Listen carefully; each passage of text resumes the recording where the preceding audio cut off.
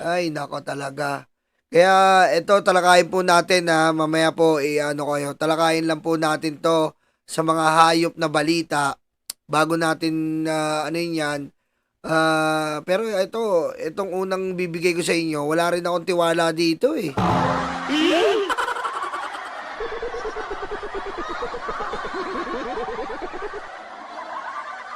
Ito, hindi ko po kinakampihan si Balimbeng, si 10K.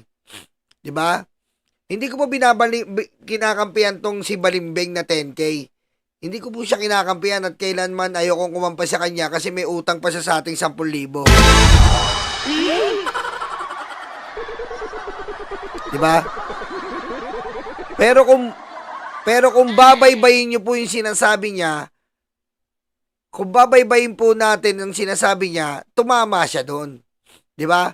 Tumama po siya na wala po silang magagawa. Wala po silang pwedeng gawin kundi ituloy ang hearing. Sa ayaw at sa gusto nila kay Sara, itutuloy nila yung hearing, sabi ni 10K. Na which is tama. Tandaan po natin, ang impeachment ay kailangan mong gawin sa ayaw at sa gusto mo sa konstitusyon.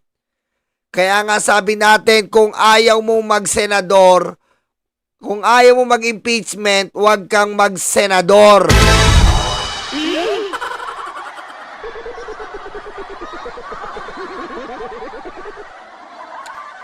Diba? Kung ayaw mong mag-impeachment, huwag kang mag-senador. Dahil ang senador po ay may transformation to a jury na magiging jury ka pag merong impeachment complaint na inakyat mula sa Congress. Wala kang magagawa doon. Kaya tumatama to si 10K pero hindi ako kampi sa'yo dahil may utang ka pa.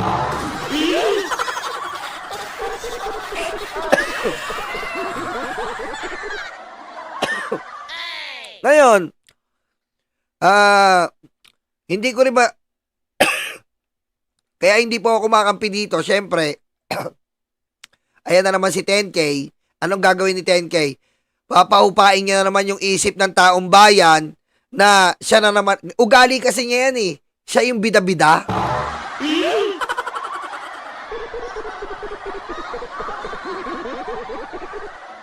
Di ba? Ugali niya yan. Siya yung bida. Ugali niya yan. Siya yung tama. Ugali niya yan eh.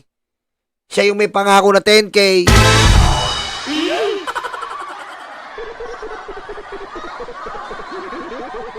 Ang pinupunto lang natin, ang gusto lang natin kurin dito kay 10K, na wala silang magagawa kapag tinawag ng tadhana o tinawag ka ng konstitusyon na ikaw ay maging impeachment court or impeachment jury.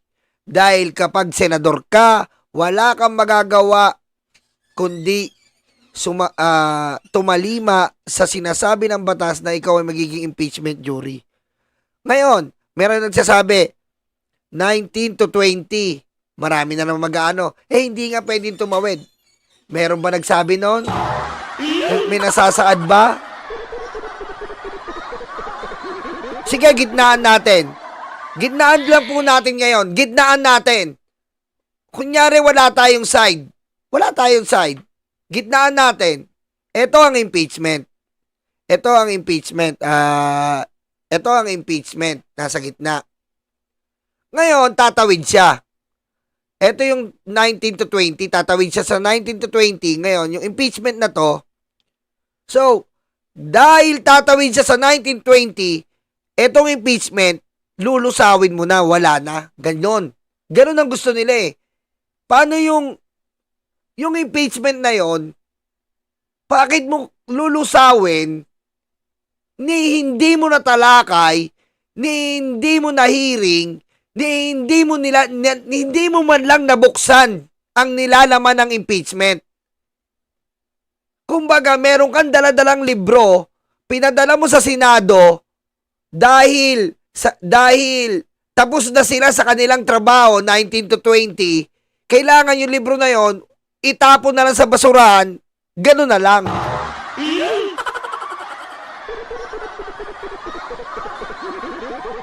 Hindi ganon ang sinasabi sa konstitusyon, mga libag, mga karayuma.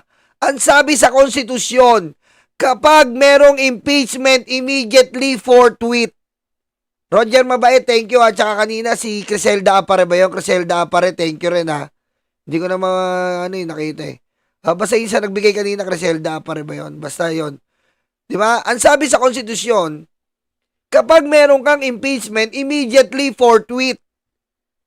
Kailangan mong umpisahan, kailangan mo nang talakayin, kailangan mo nang mag-convert to impeachment jury dahil nga ang impeached officer ay kailangan immediately. Kailangan po siyang mahiring at malitis. Bakit kailangan malitis? Kasi po magkakaroon pa siya ng iba't ibang impluensya sa iba't ibang sitwasyon. At dahil nga sa ginawa ni Chis Escudero, ayan na nga po ang nangyaring impluensya sa iba't ibang sitwasyon. Ano yun, Yolo? Naka-impluensya ang impaktitang Vice President sa eleksyon. Naka-impluensya ang impaktitang Vice President sa mga tao. Naka-impluensya ang impaktitang mga Vice President sa iba't ibang politiko.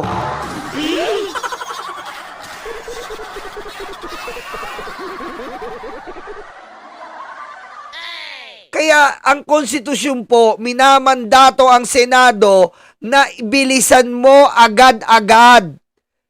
Hindi sinabi ng Senado hindi sinabi ng konstitusyon, i-schedule mo ang impeachment kung kailan kayo maaari at bakante at maluwag sa schedule nyo. Hindi kayo nagpakilay.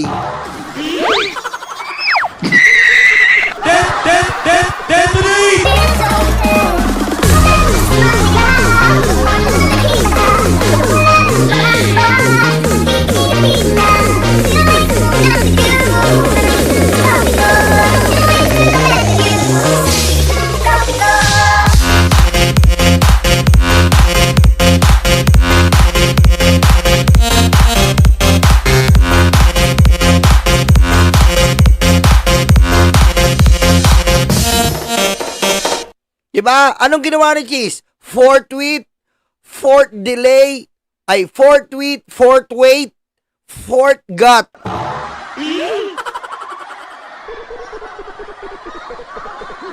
Yung po ang ginawa ni Chis.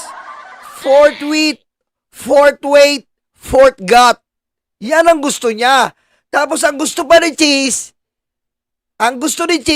dahil delay, dahil aabot ng 20th Congress, bahala na po ang Supreme Court. Hindi po ganon. Bakit bahala ang Supreme Court?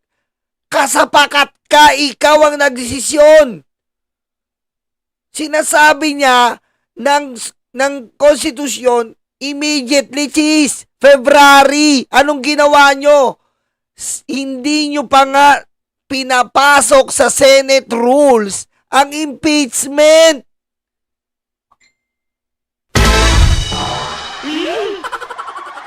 Maestro Paul, congrats tol ha. 100K ka na, congrats. Vinny Rod, thank you pare. Good afternoon, Boss Yolo, beautiful. BMB fam, sa inyo, plunder na lang. Hindi, bago tayo mag-plunder, hindi natin bibitawan to. Dahil hindi tayo papayag po dito na tayo po at ang konstitusyon po ay ginagago. Kung kaya po nilang gaguhin ang konstitusyon, paano pa po ang ordinaryong tao? Kung hindi po sila natatakot sa konstitusyon, paano pa sa ordinaryong karapatang pantao? Hindi po ganito. Wala po silang takot sa konstitusyon. At eto pa. Ayan, huwag na tayo kay 10K, balimbing yan.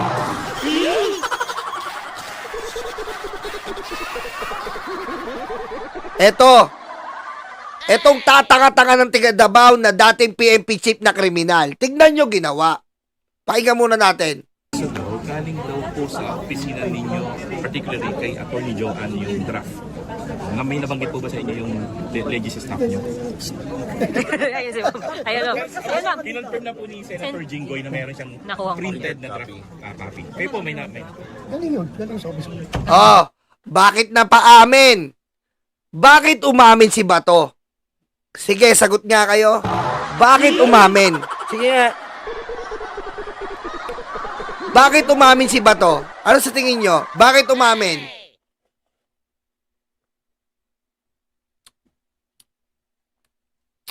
Bakit umamin si Bato?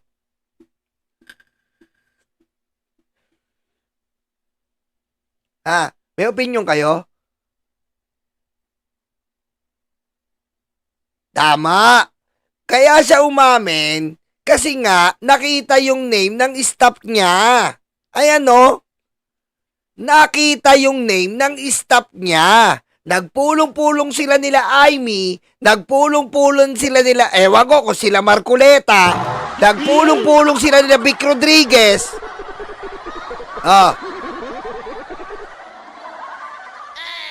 Kasi, ang staff niya gumawa na pantanga.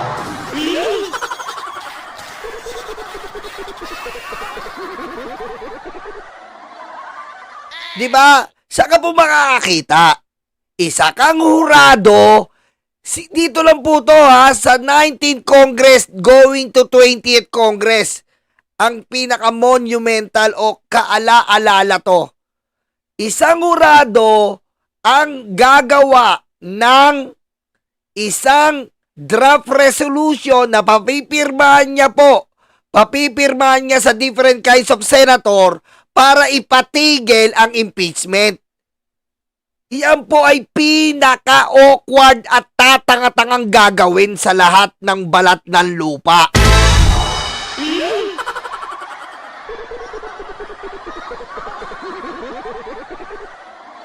Bakit tatanga-tanga sa balat ng history ng politika? Dahil isa kang hurado, tatanga-tanga ka.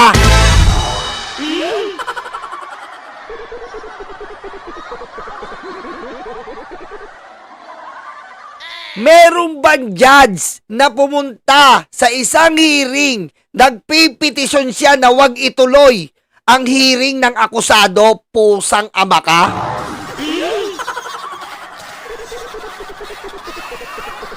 Kaya si Bato ang kikilalanin na pinakatangang senador. Mas tanga na to kay Robin Padilla.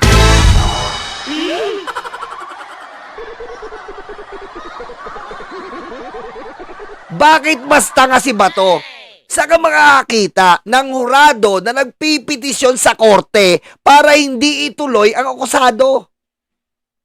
Si Bato lang yon, ganun siya katanga. Wala pang nangyaring ganon. Isa kang hurado, ipipetisyon mo. Ang kaso, bobo ka nun. Diba? Ngayon, ano ba trabaho ng hurado? Ang trabaho ng hurado, akusahan siya, acquit or convict. Yun lang ang trabaho mo. Acquit or convict. Pero anong ginawa ni Bato? Yung bloodbath, akala ko ba bloodbath? Oh, ba't ginagawa nyo, pinapatpat nyo yung impeachment? Diba? Bloodbath madugo. Ba't ngayon ano nangyari? Bakit pinapatpat nyo yung impeachment? Oh, akala ko ba gustong gusto? O bakit inaharang nyo?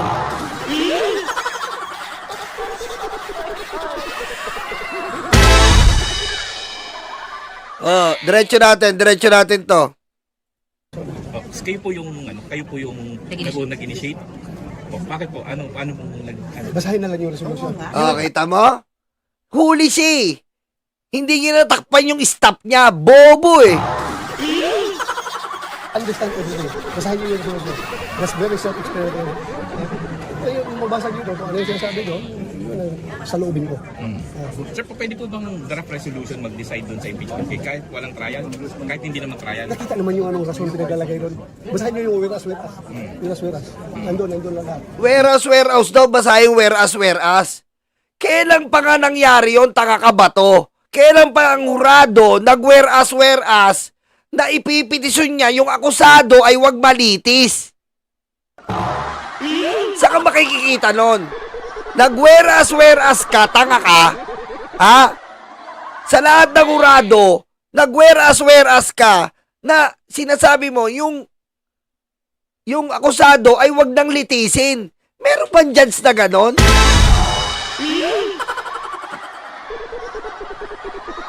Ha? Meron po bang judge na ganon? Sa isang korte, kasi korte sila eh. Impeachment, trial court, converted, transform. Sa isang korte ba, papasok yung judge, pinitisyon ko na to. Hindi pwede litigation yan. Hindi pwede litigation yan. Hindi pwede. Hindi pwede. Hindi pwede yan.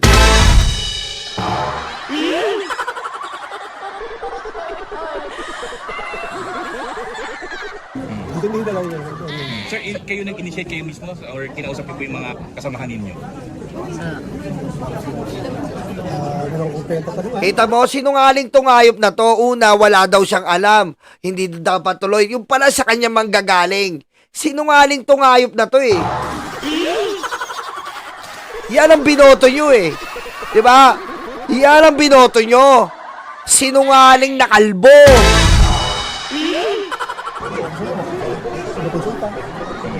Plus, may nakuha na po ba kayo kung ilan ng susuporta? Mamaya na pag sizable na yung number na sinupunta. Kita mo, saan ka po makakita niyan? Ngayon lang po ito mangyayari. Magpapakalat ka ng pirma para hindi ituloy ang inuudyok ng konstitusyon. Ganun po kalala tayo ngayon. Inuudyok, inuutusan ka ng konstitusyon. Sila pipigilan nila yung konstitusyon. Nandun po tayo ngayon sa sitwasyon na ngayon. Babuyan na po ito ng konstitusyon. Panggagago to sa taong bayan. Nandun na tayo sa point na ngayon.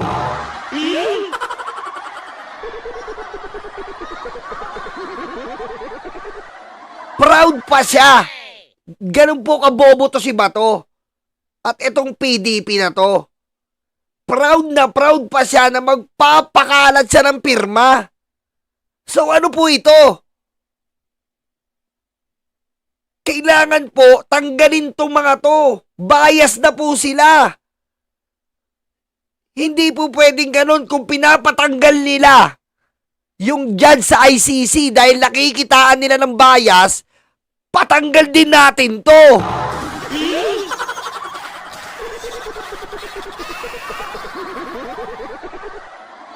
Tama mali. Doon nga sa ICC. Oh. Nakasama lang nag-imbestiga yung judge. Pinapatanggal na nila Digong. Oh. Eto putik, siya mismo po. Siya mismo ang nagpapakalat ng pirma at proud pa siyang sinasabi sa tao.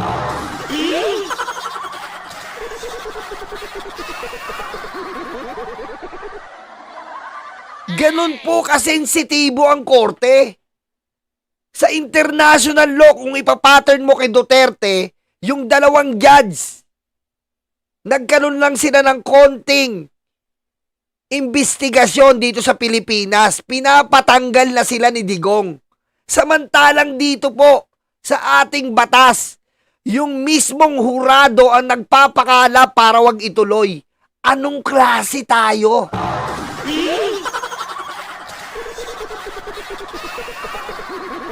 Anong klase po tayo?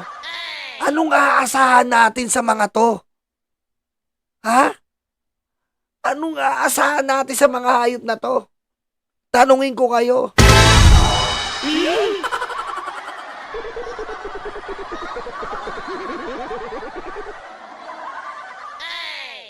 Diba? Kasi po ganito yan eh. Ang inuutos ni batas, mag-impeachment kayo. Ang trabaho, convict, acquit. Ligtas o may kasalanan. Dalawa lang ang gagawin nila eh. Pero iba po ang sistema na ginagawa nila ngayon. Nagpapausi sila na wala sa konstitusyon. Yung tawid-tawid. Sa tutuusin, pwede pong tawid-tawid. Wala po tayong pagdedebatehan dyan. Bakit? Yung impeachment na ba yun? Pag tinawid mo, hindi pa rin ba nagnakaw yung complainant? Ay, yung kinukomplain? Nagnakaw pa rin.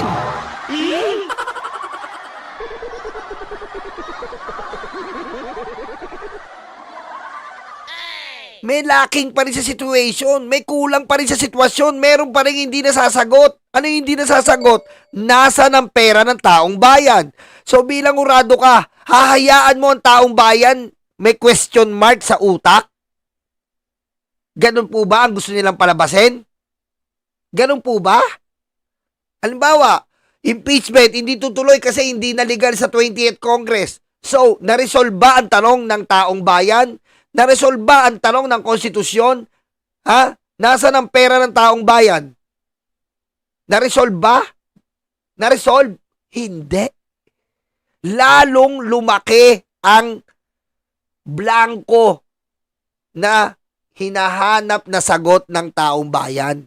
Kasi, hurado mismo ang humarang sa katotohanan.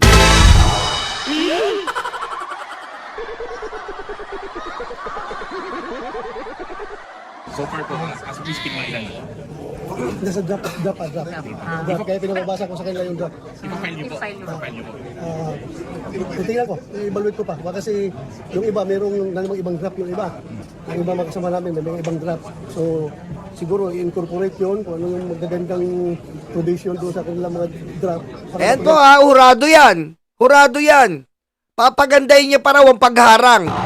Hurado yan ha. Hurado po yan. Yung mapaganda yung final version at magiging acceptable sa lahat. O pwedeng makuha ang suporta ng lahat. Ng karamihan. Bali, ilan po pong kasamahan niyo ang may sariling draft? So pag nakita ko tatlo yun, tatlong draft yun. Hindi ko naman masabi kung kaninong galing, basta may mga input lang. Pang-apat po yung inyo o pangatlo yung inyo? Una, Sa inyo, original yung inyo, sir. Okay. Kita mo, una yung proud na proud pa siya. Una yung akin. Una. Oh, sino pangalawa dyan? Siyempre si Amy. Di ba? Pabababain ko ang impeachment na to. Kailangan maibaba to. Maibaba.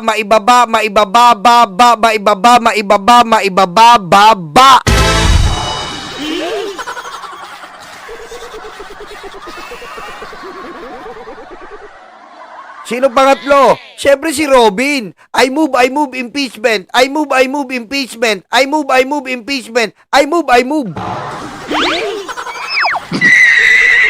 Who is this stupid guy? Stupid guy. Stupid guy.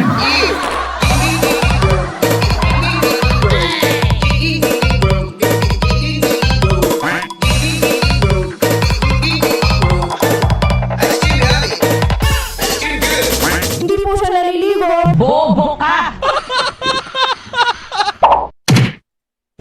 Tapos, pwede po malaman po. Kala nyo, iiwas ako na. Iiwas ako kung saan galing yan, ha? Iiwas ka talaga. Dahil nung unang interview mo, dumidinay ka. Di ba nung naglalakad ka, tanga ka pala eh. Oh, nung nakita yung staff mo, umamin ka na. Bato, wag mo kaming tanga. Wag mo kaming gawing tanga. Ikaw lang ang tanga. Ikaw ang pinakatangang senador, Bato. Kala mo, iwas ako ha. Pero nung tinatanong siya sa hallway, dinideny niya. Oh, nung na-research ng media, oh, amin siya kasi stop niya. Nakita. Tanga ka eh. Ilan po so far yung nabigyan nyo na? Ng printed copy. Basta yung interesado lang na nagtatanong na humingi ng soft copy, binigyan ko. Pero yung hindi interesado, wala rin. Alam ko ni VP Sara na meron kayong ganung draft. Hindi siguro. Hindi. Ewan ko lang kung pumutok pa ito ngayon, di ba? Lumabas na yan mga balita na yan. Ewan ko kung nakarating sa kanya, pero sabihin mo ako personally, mag-report sa kanya, no, that's my own initiative. Hindi galing lang sa akin. Tignan mo, narinig nyo. That's my own initiative. Ano po ba sinumpaan ng senador? Ano po ba sinumpaan ng senador? Sinumpaan niya, ang initiative mo, paglingkuran mo ang taong bayan. Sinumpaan mo, gagawa ka ng batas para sa taong bayan. Pero si Bato, ang sabi niya, that's my own initiative. Ang initiative pala ng isang senador ngayon, bilang senador aturado, harangin mo ang impeachment na bawal sa konstitusyon. Pangalawa, ang initiative pala ng isang senador aturado ngayon, harangin mo ang katotohanan dahil nawawala ang pera ng taong bayan.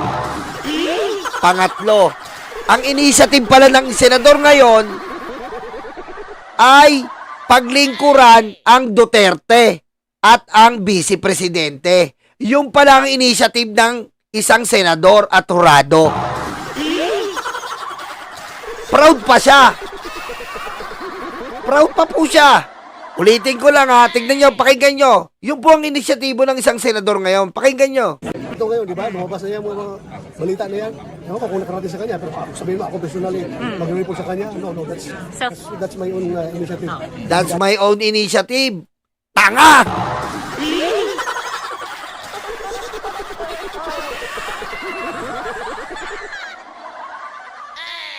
Tingnan mo katangahan nito. Own initiative, tatanga-tanga.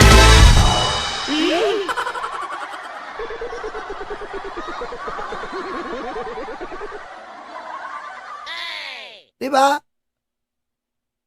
Ganyan yan. Yan ang inisyatibo ng senador ngayon. Ang iligtas ang vice presidente.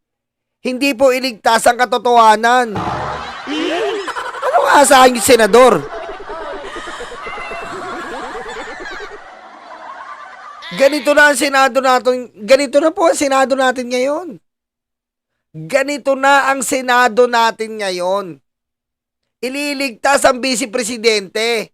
Hindi po ililigtas ang katotohanan, ang pera ng taong bayan, ang nalalagay at nasasaad sa konstitusyon. Iligtas nyo dapat kung ano ang nalalagay sa konstitusyon. Basic! Anong basic? Sabi sa konstitusyon, mag-impeachment kayo kapag merong impeachment complaint. Italakayin nyo at litisin nyo ang impeach official. Anong trabaho nyo? Bilang jury, acquit or convicted. Napaka-basic.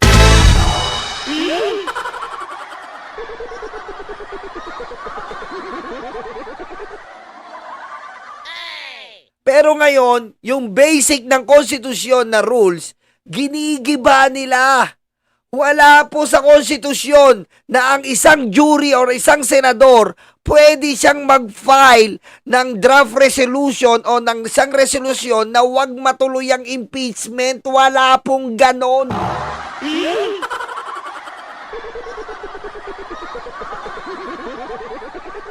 Hindi ka uubra sa konstitusyon. Dahil walang nakasaad sa konstitusyon na isang hurado at senador magpa-file ng counter para hindi matuloy ang impeachment.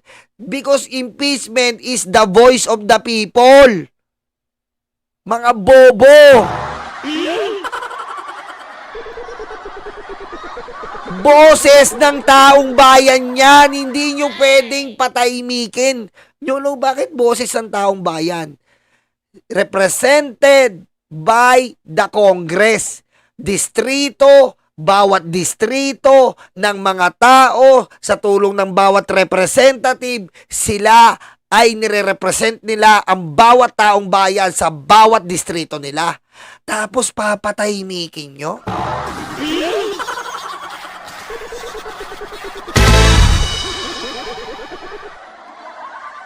Ayan ang sinasabi sa konstitusyon na ang House of Representative ay isang representante ng boses ng mga tao.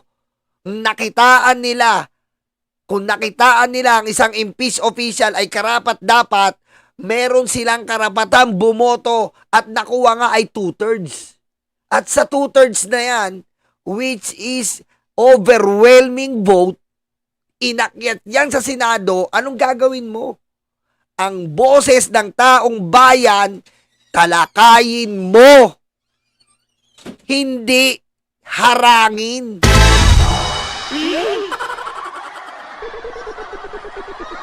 Walang ganun sa konstitusyon.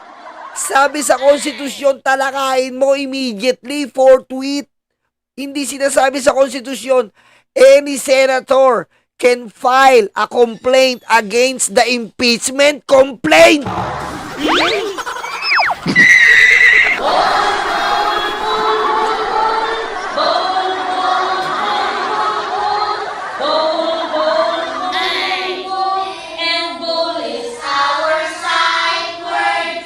Ganun ba sa konstitusyon? Walang ganun sa konstitusyon. Walang ganun sa konstitusyon na ang isang jury, ang isang senador magpa-file ng complaint or resolution para pigilan ang boses ng taong bayan? Anak ng butete kayo.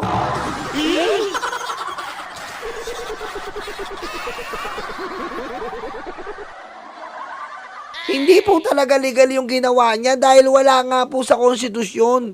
Hindi po pwedeng maging legal yun at first ever mangyayari yan. Kahit sa iba't ibang bansa na Amerika, wala pong ganyan.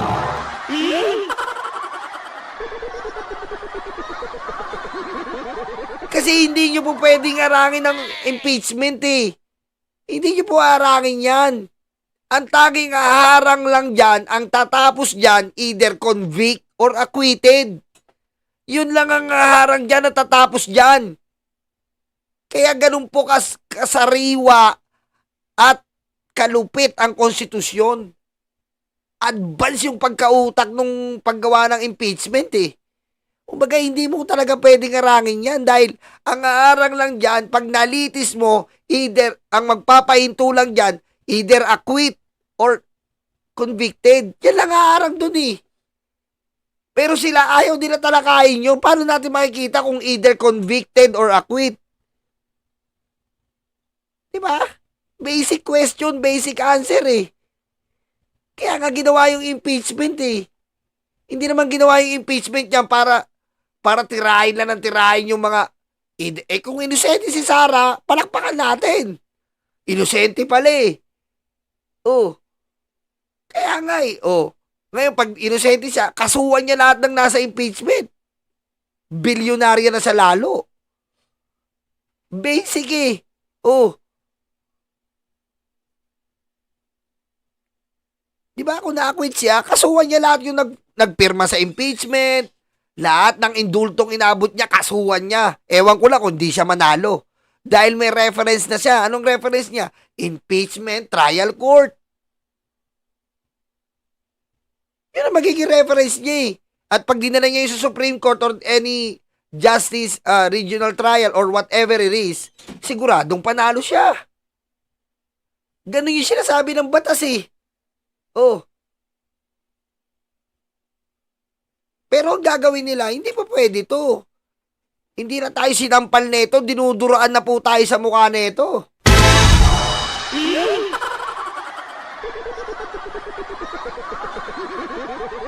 Anong kinakatakot nyo? Isa lang naman naiisip namin kinakatakot nyo eh. Kinakatakot nyo yung bank account. Yun lang yan eh. Yun lang yan. Yun lang naman kinakatakot nila eh, yung bank account. Kaya yung puwet nila sinisilian. Ano pa meron sa bank account? Kumubra ba kayo?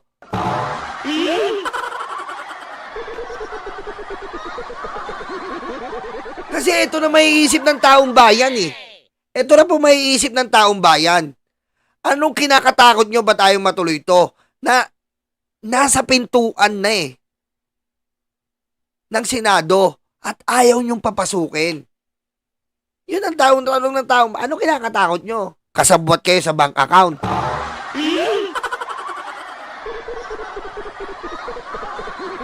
Hindi nyo mapipigilan yun. At pinapangako nga namin sa inyo.